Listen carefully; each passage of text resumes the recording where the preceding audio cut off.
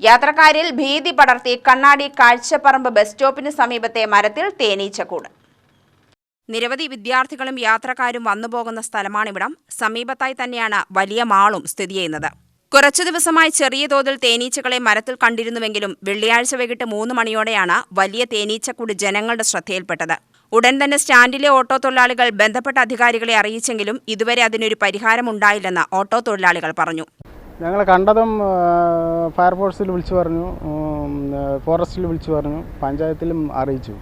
ഇതിപ്പോൾ ഒരു കൊമ്പുമല്ല അടിച്ചു പറഞ്ഞാൽ അത് പൊട്ടം ഇളകും. ഇത് ഒന്നാമത്തെ ബസ് സ്റ്റോപ്പുമാണ്. 2 ദിവസം സ്കൂളില്ലാത്തതുകൊണ്ട് ഈ കുട്ടികളുടെ ഇത് ഉണ്ട്. പക്ഷേ ഇത് വലിയ തേനീച്ചയാണ്. 2-3 മാസങ്ങൾക്ക് മുമ്പ് ഇവിടെ ഇതിൻ്റെ കുറച്ച് അപ്പുറത്ത് ഇതുപോലെ തേനീച്ച വന്ന് 4-5 പേരിനെ ഇതാക്കി കുത്തിയിട്ടിട്ട് പോയിട്ടുണ്ടായിരുന്നു.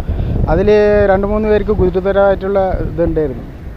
അപ്പോൾ അത് ശേഷമാണ് ഇത് ഇവിടെ ഇന്നലെ മുതൽ ഇവിടെ വന്നത്. അപ്പോൾ ഇതെല്ലാവരും ഇല്ല ഇന്നലെ മുതലാണ് ഇത് വന്നത് ഞങ്ങളെല്ലാവരും അറിയിക്കുകയൊക്കെ ചെയ്തു. ഇതുവരെയായിട്ടൊരു നടപടിയോ ഒന്നും ഉണ്ടായിട്ടില്ല. വലുപ്പം ഇതിപ്പോൾ ഏകദേശം ഇത്ര തന്നെയാണ്. ഇപ്പോൾ ഇത് തേനീച്ച ഇങ്ങനെ വെളിയിലേക്ക് വന്നുകൊണ്ടിരിക്കുന്നുണ്ട്.